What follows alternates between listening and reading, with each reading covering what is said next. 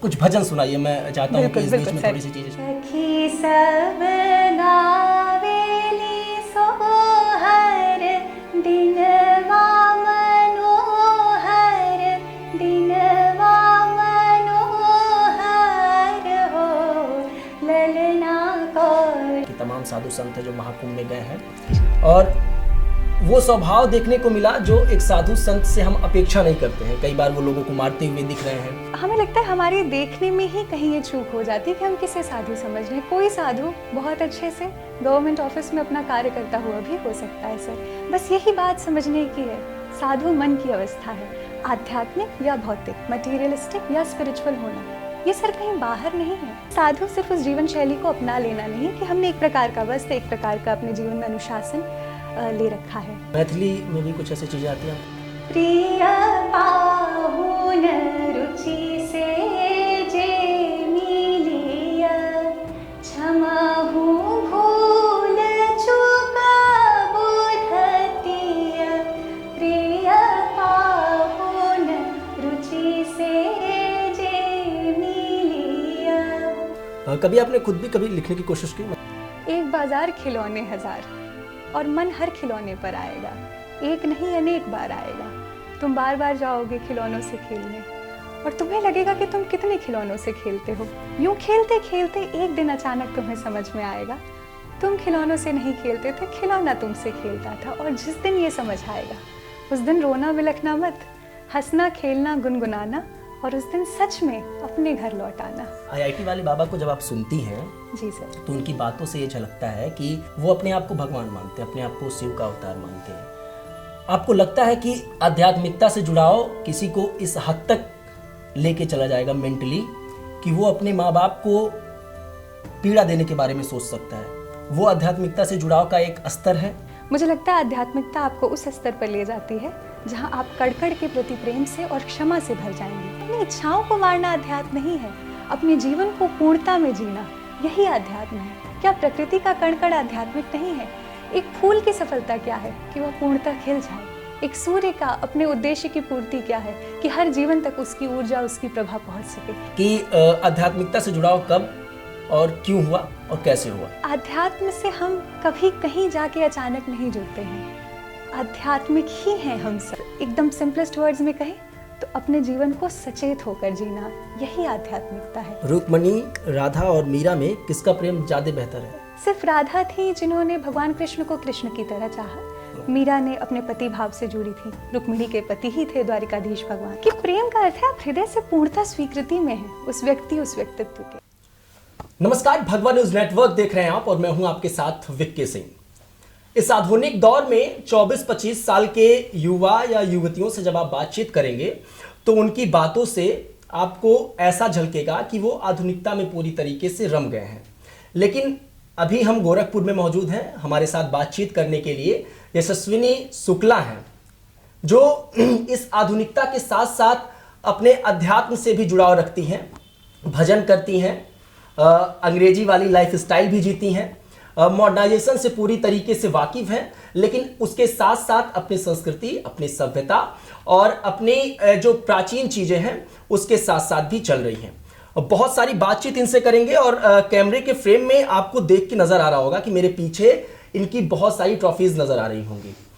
ये साक्ष्य प्रमाण है जो ये दर्शाती हैं कि ये कितनी तेज हैं और इनका जो व्यक्तित्व है वो किस तरीके से झलक रहा है इन ट्रॉफियों के साथ। तो बहुत सारी बातचीत इनसे करेंगे, इनके जो भजन हैं वो भी सुनेंगे कि कैसे ये गाती हैं। इनसे ये भी समझने का प्रयास करेंगे कि इस आधुनिकता के दौर में अध्यात्म से जुड़ाव क्यों हुआ, क्या ऐसी जरूरत आन पड़ी कि अब जो है जहां 24-25 साल के युवा खेलते कूदते हैं मॉडर्नाइजेशन के इस दौर में आधुनिक होना ज़्यादा पसंद करते हैं, उस दौर में अगर अध्यात्म से जुड़ाव है तो बड़ी चीज़ है। दूसरी ये कि भारत के लिए ये एक अच्छी चीज़ है कि जो युवा हैं या युवतियां हैं वो आध्यात्मिकता से जुड़ाव रख रही हैं। सबसे पहले तो बहुत बहुत स्वागत है आपका। बहुत बहुत धन्यवाद सर। टाइम देने के लिए भी, और खासकर ये कि युवा पीढ़ी जो है भारत की, जो जिसके ऊपर बहुत सारे दारोमदार हैं, आधुनिक होने के साथ साथ जब आप प्राचीन चीज़ें और सभ्यता और संस्कृति को लेकर आगे चलते हैं तो देश के विकास को एक नया आयाम मिलता है। सवाल यहीं से शुरू करते हैं, सवाल नहीं बातचीत करते हैं हम लोग जी। कि आध्यात्मिकता से जुड़ाव कब और क्यों हुआ और कैसे हुआ। सर, सर्वप्रथम तो हम हृदय से आपको सादर आभार व्यक्त करना चाहते हैं सारी प्रशंसाओं के लिए, और उसने हमें और भी विनम्र ही वह अनुभव करा रही है, तो उसके लिए संपूर्ण टीम का आभार है। मुझे यहाँ पर आमंत्रित करने के लिए बहुत बहुत धन्यवाद है। सर, हमें लगता है यही हमें समझने की आवश्यकता है व्यापक स्तर पर कि आध्यात्म से हम कभी कहीं जाके अचानक नहीं जुड़ते हैं। आध्यात्मिक ही हैं हम सब। यदि आध्यात्मिक शब्द को अपने प्रैक्टिकल डायमेंशंस में समझने का प्रयास करें तो यह है कि हम अपने जीवन में जो भी बर्ताव कर रहे हैं वो अपनी आत्मा के स्तर पर आकर कर रहे हैं, और आत्मा के स्तर पर आके बर्ताव करने का अर्थ है ज्ञान, संतुलन, सम्यकता, उस दृष्टि से करना। हमारा जुड़ाव कैसे हुआ, तो सर इसका कोई एक बहुत स्पेसिफिक हम कोई इंस्टांस की तरह नहीं उसको रिकलेक्ट कर सकते हैं कि फैमिली बैकग्राउंड में इस हाँ, तरीके की चीजें बता रहे हैं सर, कोई ऐसे पर्टिकुलर इंस्टांस तो कभी नहीं रहा कि यहाँ से टर्निंग पॉइंट कह पाए। कुछ हमें लगता है प्रकृति हमेशा से थी सर, जन्म से ही, और वही कि अगर बीज को अनुकूल भूमि मिलती है तो वो हमारे परिवार का, माता पिता का, ग्रैंड पेरेंट्स का, सबका प्रभाव, सकारात्मक प्रभाव, उनकी अपनी अभिरुचि और इंक्लिनेशन हमेशा स्पिरिचुअल रहा, तो वो एक स्वाभाविक सहजता से हमेशा रहा। और कहीं हमें लगता है जो हमारे भीतर क्यूरियोसिटी है, जो अपने प्राचीन भारत से जब हम जुड़ेंगे तो हम यही देखेंगे कि भारत का हमें लगता है लगभग सभी, किंतु हम इसको बहुत प्रामाणिकता से नहीं कह सकते, इसलिए कहेंगे मोस्टली, जो हम देखते हैं जैसे कहते हैं शास्त्रार्थ की जो हमारे यहाँ रही है परंपरा, गीता हो तो अर्जुन भगवान कृष्ण के समक्ष अपने प्रश्नों के साथ उपस्थित हुए हैं। हम श्री रामचरितमानस देखेंगे तो उसमें बहुत सारे संवाद हैं, माँ पार्वती भगवान शिव से अपने हृदय में जो उनकी क्यूरियोसिटीज़ हैं उनके साथ उपस्थित हुई हैं। हमारी सभ्यता इंगित क्या करना चाहती है कि तुम जब भी, जिस क्षण अपने जीवन के जिन भी मूलभूत प्रश्नों के साथ उपस्थित होगे, ये ब्रह्मांड की जिम्मेदारी है कि वह व्यवस्था कर देगी, तुम तक उत्तर पहुंच ही जाएगा। तो इसीलिए बस अपनी क्यूरियोसिटी के साथ प्रेजेंट होना ही आध्यात्मिकता है। बहुत एकदम सिंपलेस्ट वर्ड्स में कहें तो अपने जीवन को सचेत होकर जीना, यही आध्यात्मिकता है। और आप पूरी तरह अपने मटेरियल लाइफ में बरतते हुए, सब कुछ निर्वहन करते हुए पूर्णतः आध्यात्मिक हो सकते हैं। यही चतुर्थाश्रम की व्यवस्था है। हमारे यहाँ जो 4 आश्रम की व्यवस्था है उसमें यह कितना सुंदर दर्शन है सर कि काम और अर्थ को उतना ही स्थान दिया गया है। यानी अपनी इच्छाओं को मारना अध्यात्म नहीं है, अपने जीवन को पूर्णता में जीना यही अध्यात्म है। क्या प्रकृति का कण कण आध्यात्मिक नहीं है? एक फूल की सफलता क्या है कि वह पूर्णतः खिल जाए। एक सूर्य का अपने उद्देश्य की पूर्ति क्या है कि हर जीवन तक उसकी ऊर्जा, उसकी प्रभा पहुंच सके। इस जीवन का उद्देश्य, सफलता क्या है कि इसको परमात्मा ने, प्रकृति ने, हमारी जो भी दर्शन की विधा है, जिसने भी इसकी संरचना की है, वह अपनी पूर्णता को प्राप्त कर सके।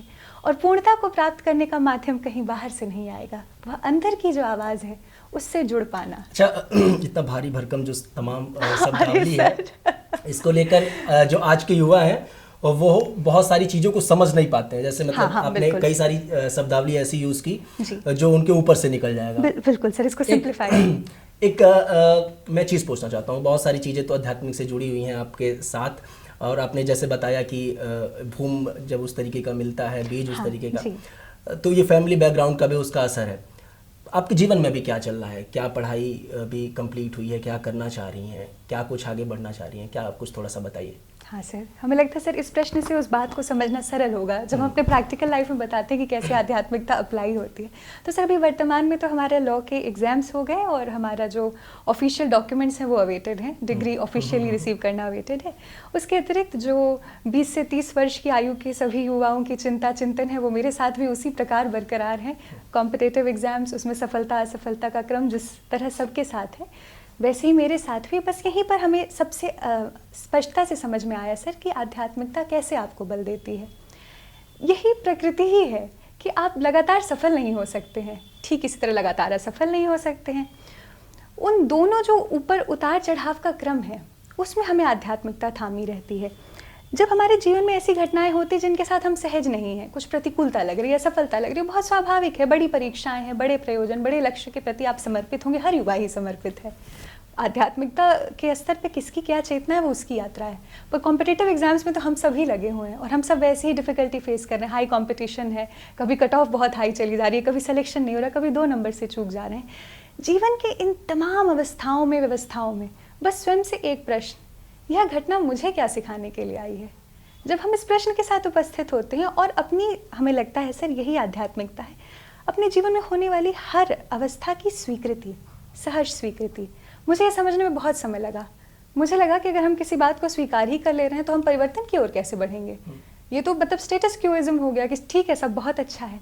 नहीं, सब बहुत अच्छा है का मतलब कि हम इसके लिए तैयार हैं कि जीवन में जो भी आ रहा है वो मुझे मेरी उन्नति की ओर ही ले जाएगा। परिस्थितियाँ कुछ भी हो सकती हैं, पर उसके प्रति मेरा रिस्पॉन्स क्या होगा, इसका चयन करने की स्वतंत्रता हमेशा मेरे पास है। महाकुंभ अभी चल रहा है, नहाने वाने गई? सर अभी तक तो जाने का नहीं हो पाया अब से। अच्छा, रील वगैरह स्क्रॉल करती हैं? हाँ सर बिल्कुल। महाकुंभ में क्या क्या चीज़ें दिखी आपको? सर महाकुंभ में तो हमें लगता है इस बार सबसे अधिक जो हम तक पहुंच पाई उस सूचना, उसमें आईआईटी बाबा ही रहे सबसे बड़े सेंसेशन। और वहाँ पे थोड़ी असहजता इस बात की अनुभव हुई कि यह कोई आश्चर्य चमत्कार नहीं है कि कोई व्यक्ति अगर बहुत अध्ययन किया है, बहुत विज्ञान से जुड़ा है तो आध्यात्मिकता कोई अलग बात है। मैं आपने एक जवाब दिया कि हाँ। आईआईटी वाले बाबा को आपने स्क्रॉल करते हुए देखा। हाँ सर। माँ बाप से सारी चीज़ें मतलब प्यार करती हैं, कितना प्यार करती हैं?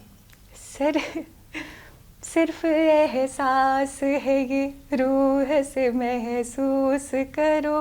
प्रेम कोई शब्दों में कहाँ आज तक बता पाया है, बस अनुभव ही कर पाया है। मेरा दूसरा सवाल यही है, आईआईटी वाले बाबा को जब आप सुनती हैं जी सर, तो उनकी बातों से ये झलकता है कि वो माँ बाप को उस लहजे में नहीं मानते हैं जिस लहजे में एक मनुष्य, वो अपने आप को भगवान मानते हैं, अपने आप को शिव का अवतार मानते हैं। आपको लगता है कि आध्यात्मिकता से जुड़ाव किसी को इस हद तक लेके चला जाएगा मेंटली कि वो अपने माँ बाप को पीड़ा देने के बारे में सोच सकता है? वो आध्यात्मिकता से जुड़ाव का एक स्तर है, आपको लगता है ये चीज़?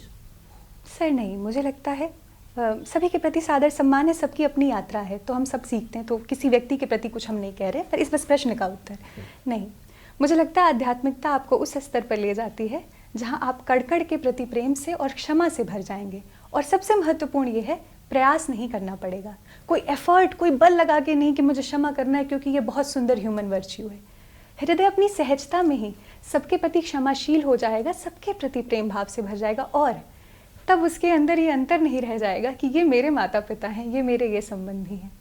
और ये बहुत स्वाभाविक है, उसको सब में अपना ही स्वरूप दिखने लगेगा, सबके प्रति एक स्नेह की भावना। साधु संतों के बारे में जब आप सोचती हैं या फिर इमेजिन करती हैं जी, तो साधु संतों के बारे में सबसे पहला ख्याल क्या आता है आपको?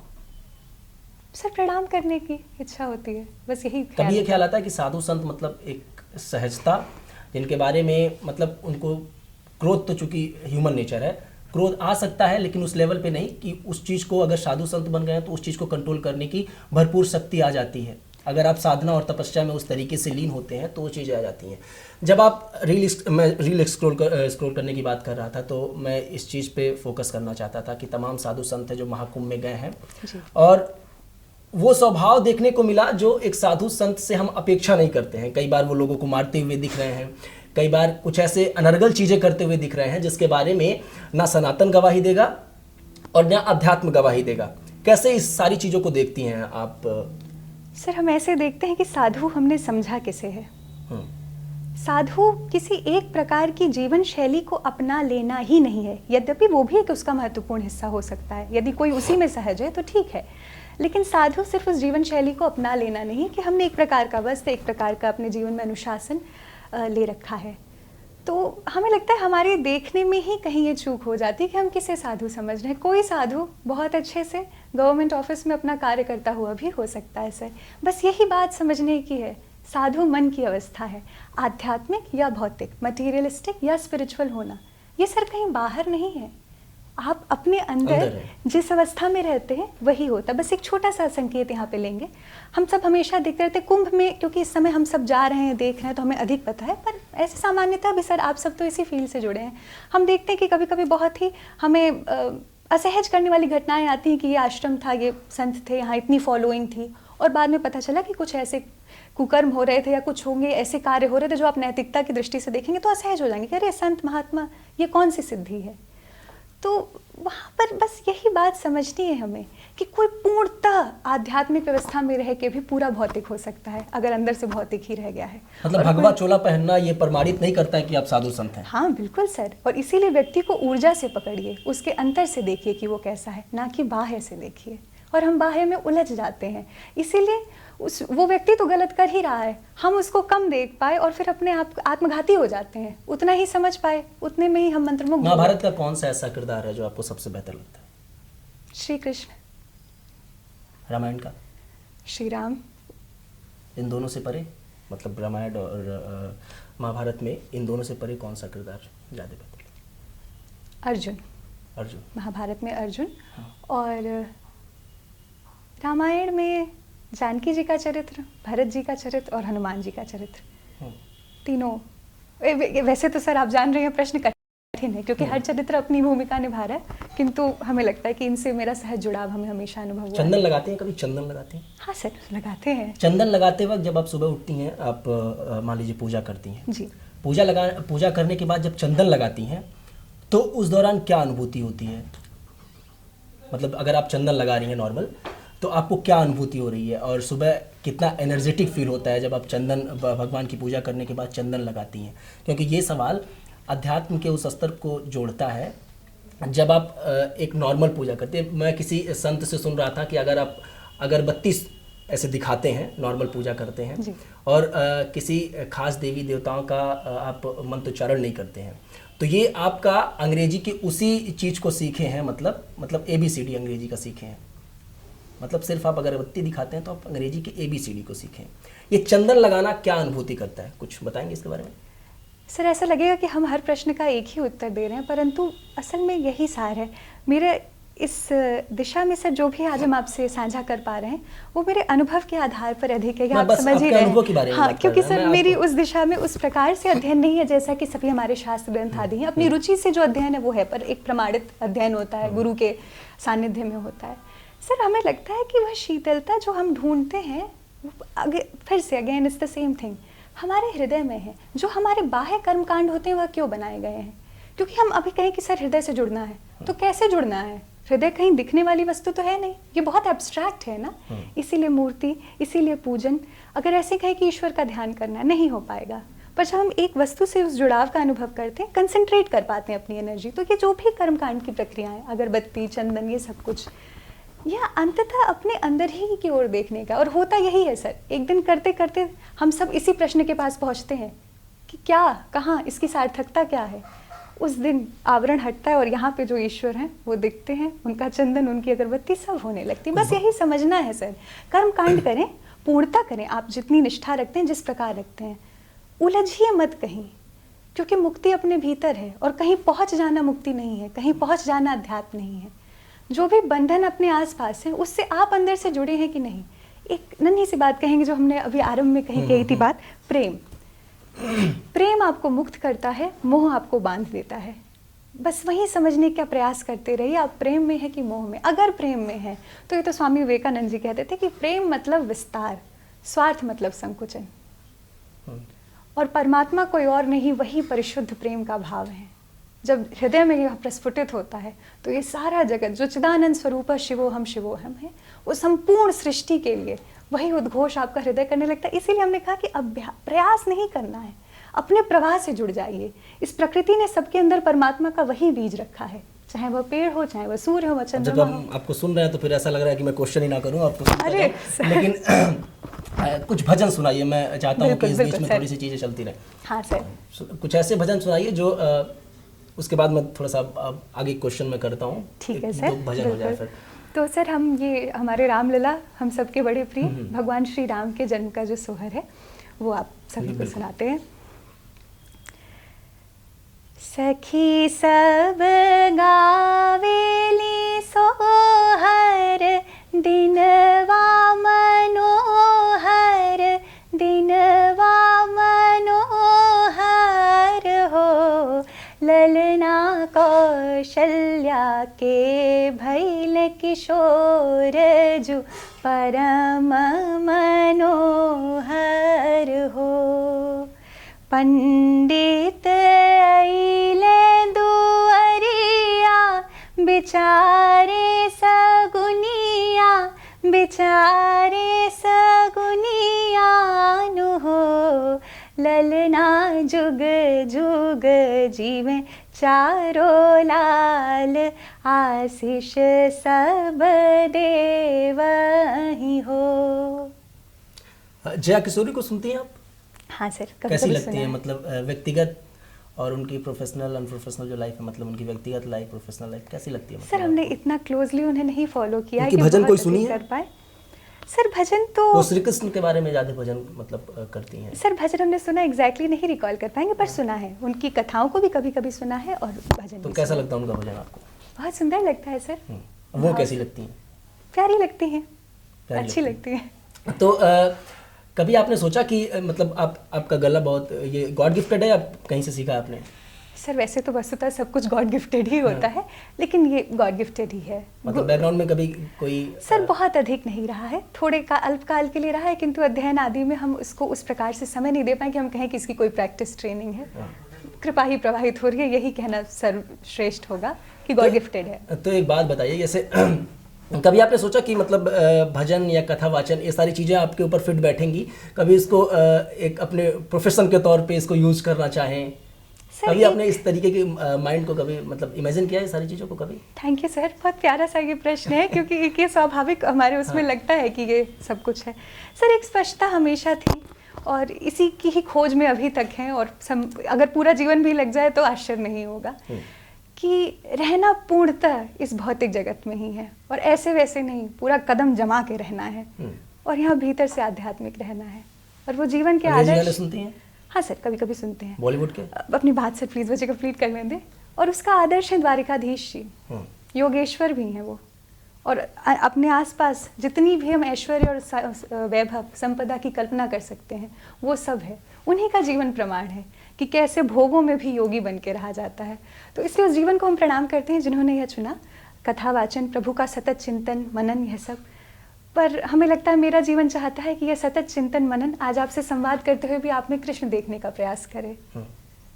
तो इसलिए मुझे हमेशा भौतिक लक्ष्यों के ही प्रति, पूर्णतः भौतिक सर, सिविल सर्विसेज की प्रिपरेशन कर रहे हैं और एकदम उसी में रह के करने का है, उसमें रहते हुए पूर्णतः आध्यात्मिक रहा जा सकता है। सब पर राम तपस्वी राजा, राजा है और तपस्वी है। तो मैं अभी ये आपसे क्वेश्चन कर रहा था, हाँ, आप हिंदी गाने भी सुनती हैं? हाँ, इंग्लिश भी पंजाबी सुनते हैं गाने भी सर। सुनती हैं, अंग्रेजी गाने भी सुनती हैं? ये सब के साथ साथ जब आप भजन वगैरह सुनती हैं तो कितना अलग महसूस होता है? मतलब अभी तो सब जब स्क्रॉल करेंगे रील तो भजन कम आएगा आपको, वैसे गाने ज्यादा आ जाएंगे। सब इतना ज्यादा भी स्क्रॉल नहीं करते रील, कभी कभी मतलब अगर आप आधा घंटा, मान लीजिए अगर आप रील पे टाइम दे रही हैं आधा घंटा, अमूमन लोग आधा घंटा या 1 घंटा हाँ सर, नॉर्मल लाइफ में जो दे ही देते हैं। हम फिर भी देखते कितना हैं भी यूट्यूब बना- में ही मेरा ज़्यादा रहता है सर, अन्य प्लेटफॉर्म पे नहीं मेरा कनेक्शन है उतना। सर वही हम कहना चाह रहे हैं कि जो हमारे भीतर एक भेद की दृष्टि है वो अस्वाभाविक नहीं है। और उस एक चीज़ कही जाती है, लर्निंग और अनलर्निंग। स्वामी विवेकानंद कुछ कोई किताब पढ़ रहे थे, कोई युवक आया और उसने कहा आप तो इतना अध्ययन कर चुके हैं, शिकागो का भाषण हो चुका था, अब क्या पढ़ते हैं स्वामी जी? उन्होंने कहा बहुत कुछ सीख लिया बच्चे, अब सीखा हुआ अनलर्न कर रहा हूँ। यही यात्रा है, अनेक से एक की ओर आना और एक से फिर अनंत में जुड़ जाना सर। तो हम यही कहना चाह रहे हैं कि हिंदी, इंग्लिश, पंजाबी, जो भी हम जिसको भी सुन रहे हैं, जस्टिन बीबर को सुन रहे हैं, चाहे जया किशोरी जी को सुन रहे हैं, स्वरैव साक्षात महेश्वर, स्वर साक्षात महेश्वर है। यदि इस भाव से जुड़ चुके हैं तो फिर चाहे वो शेप ऑफ यू सॉन्ग हो, चाहे तेरे द्वारे सावरिया, दोनों जगह हमें वो दिख जाएंगे, हम जो देखना चाहते हैं। चलिए ये कहना चाहेंगे। एक भजन और हो जाए, श्री कृष्ण का अगर कोई भजन आपको आता है मतलब? हाँ बिल्कुल बिल्कुल सर, बिल्कुल, वो तो बहुत प्रिय आराध्य है, माधुर्य से भरे हुए, अधरम मधुरम मधुराधिपते अखिलम मधुरम। ये मीराबाई का भजन है सर। और जब वे वृंदावन गई हैं तो वहाँ पर वृंदावन का ही वर्णन करते हुए कह रही हैं कि वो कितना सुंदर है, और अपनी सखी से कह रही हैं, आली मोहे लागे वृंदावन नीको, आली मोहे लागे वृंदावन नीको, लागे वृंदावन नीको, सखी रे मोहे लागे वृंदावन नीको। घर घर तुलसी ठाकुर सेवा, घर घर तुलसी ठाकुर सेवा, घर घर तुलसी ठाकुर सेवा, भोजन दूध दही को, आली मोहे लागे वृंदावन नीको, मीरा के प्रभु गिरिधर नागर, मीरा के प्रभु गिरिधर नागर, मीरा के प्रभु गिरिधर नागर, भजन बिना नर फीको, आली मोहे लागे वृंदावन नीको, सखी मोहे लागे वृंदावन नीको। अच्छा, रुक्मणी, राधा और मीरा में किसका प्रेम ज़्यादा बेहतर है? सर, रुक्मिणी, राधा और मीरा जी ये हमारे समक्ष चरित्र भी हैं और संकेत भी हैं। राधा प्रेम की परिशुद्ध अवस्था है, सबसे हाईएस्ट स्टेट समझ सकते हैं। एक बात ये हमारे समक्ष आई थी और ये था कि सिर्फ राधा थी जिन्होंने भगवान कृष्ण को कृष्ण की तरह चाहा। मीरा ने अपने पति भाव से जुड़ी थी, रुक्मिणी के पति ही थे द्वारिकाधीश भगवान। किंतु बात यह है कि भगवान से आप किसी भाव से जुड़ जाइए। प्रेम का अर्थ यह है कि जो सामने है हमारे, हम उसको परिवर्तित नहीं करना चाहते हैं, वो जिस प्रकार है पूर्णतः स्वीकार है। तो ये स्टेट्स हैं होने के। मीरा, मतलब आप जैसे मतलब कभी किसी से प्रेम करते हैं तो उसको जैसे है वो एज इट इज उसको वैसे सर आप नहीं करेंगे। यदि वह प्रेम सच्चा है तो यह प्रेम की प्रकृति है कि वह उस व्यक्ति को जब तक वह स्वयं नहीं चाहता है तब तक उसको परिवर्तन नहीं करना चाहिए। अब परिवर्तन करना नहीं चाहेगा इसका मतलब फिर माता पिता बच्चों को सिखाए नहीं, समझाए नहीं। ये हमारे समझ द्वंद आता है ना कि प्रेम है तो फिर समझाएं क्यों। तो हमने जो आरंभ में कहा था कि प्रेम जो है वो मुक्त करता है, वह करेगा जो सही है, मोह वह करेगा जो अच्छा लगता है, प्रेम वह करेगा जो उचित है। आप प्रेम भाव से अनुशासित भी करते हैं, लेकिन जब आप प्रेम भाव में होते हैं ना तो वह अनुशासन कंटक की तरह चुभेगा नहीं। बच्चा है, लेकिन जब भी समझ में आएगा तो वह समझ पाएगा कि उसमें क्या भाव था। तो हम ये कहना चाह रहे थे सर, ये इसको कंक्लूड कर दें कि प्रेम का अर्थ है आप हृदय से पूर्णतः स्वीकृति में हैं उस व्यक्ति, उस व्यक्तित्व के। और जब आप स्वीकृति के भाव से किसी में उसकी उच्चतर की, पूर्णतः उच्चतर की आकांक्षा से उसके समक्ष उपस्थित होते कि ये यूं कर लो, उसका बल बहुत अधिक है। जब हम किसी को तो सुधारने जाते हैं ना सर, उस समय हमारे भीतर एक ये भावना आ जाती है कि ये जो कर रहा है ये बहुत गलत है, इसको तुरंत बदल जाना चाहिए। अब हमारी ऊर्जा देखिए क्या हो गई उस समय, हमारी खुद की ऊर्जा नीचे आ गई और हम उसको अप्रोच कर रहे हैं और हमारे हृदय में ये है कि ये गलती कर रहा है क्योंकि ये पूर्णतः देख नहीं पा रहा है, ना समझी है। और मेरा विश्वास है कि ये ज़रूर इसमें सुधार होगा कि जब जैसे ही देखेगा इस पूरी घटना को, ये जो भी कार्य पूर्णतः देखा, ये तुरंत सुधार कर लेगा। जब इस विश्वास के साथ आप किसी के पास जाएंगे, आप पहले ये संकल्प ले चुके हैं उसके लिए, उसकी उच्चता के लिए ही पूर्णतः उपस्थित है। यही एक्सेप्टेंस है।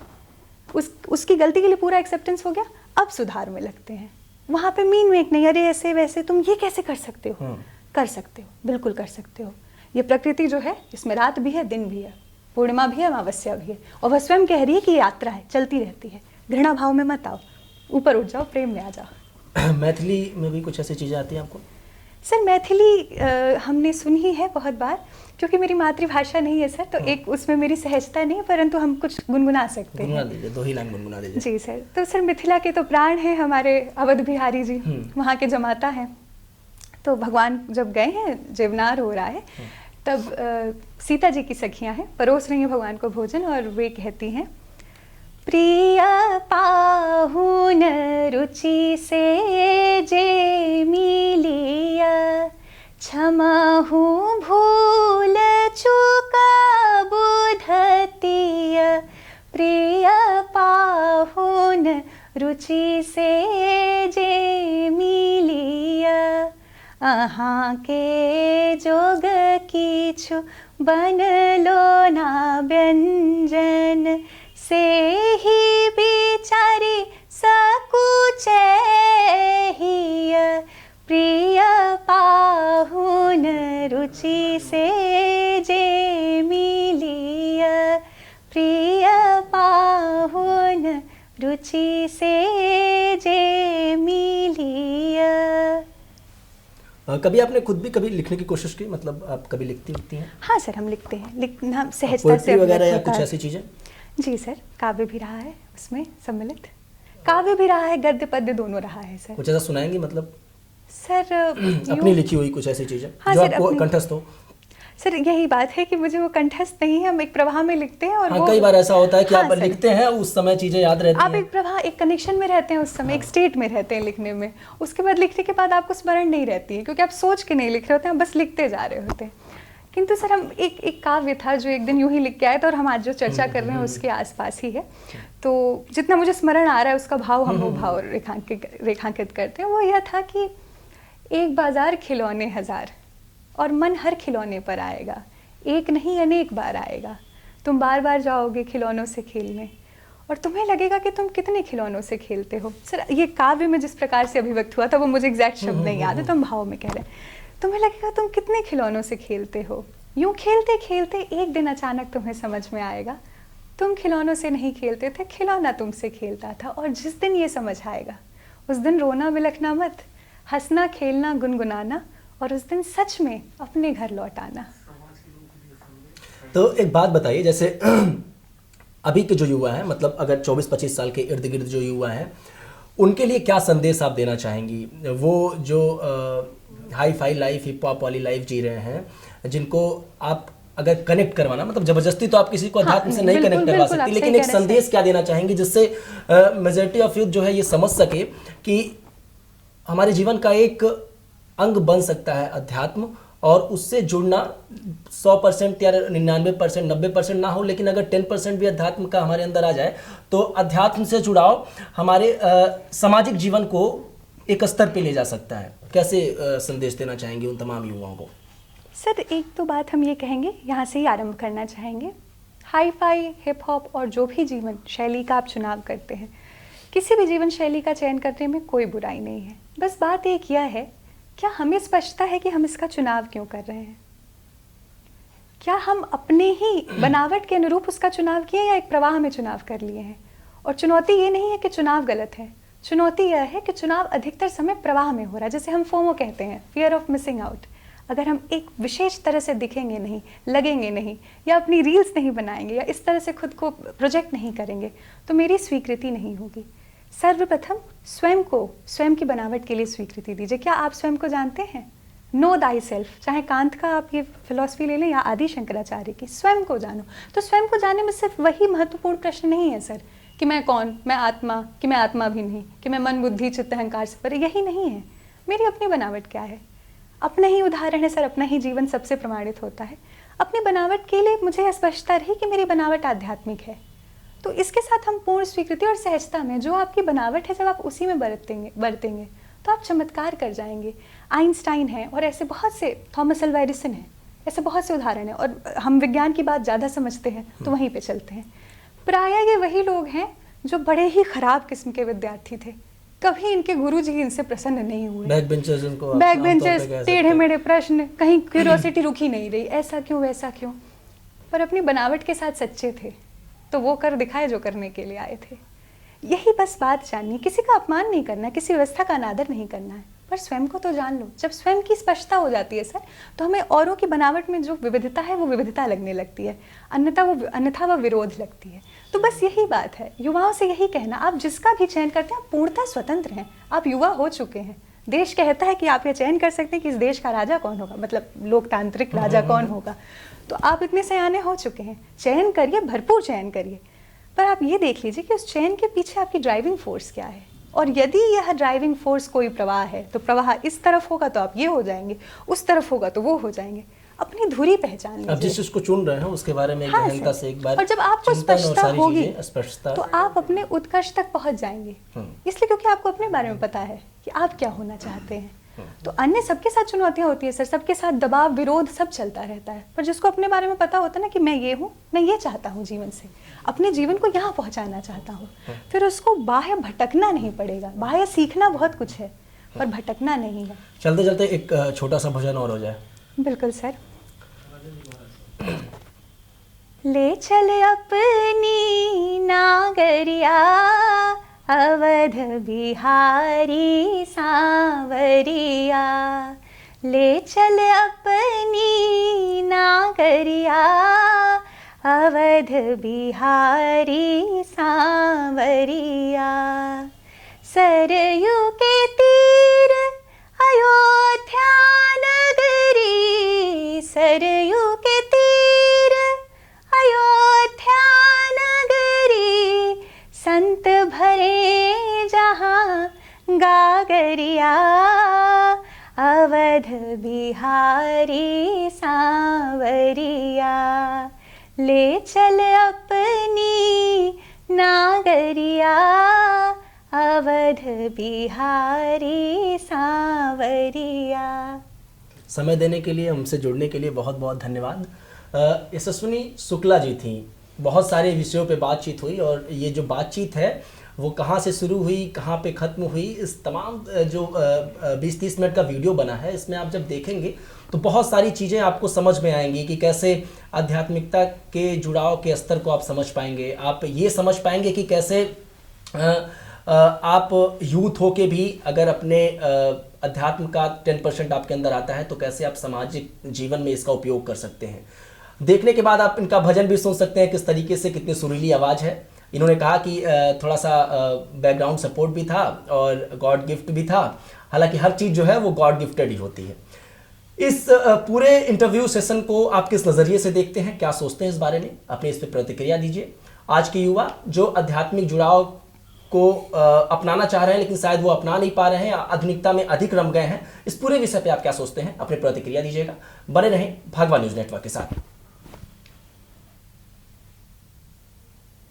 सब्सक्राइब करें आपका अपना चैनल भगवा न्यूज और हर खबर सबसे पहले पाने के लिए बेल आइकन जरूर दबाएं और हाँ, खबरें पसंद आ जाएं तो लाइक और शेयर करना बिल्कुल ना भूलें।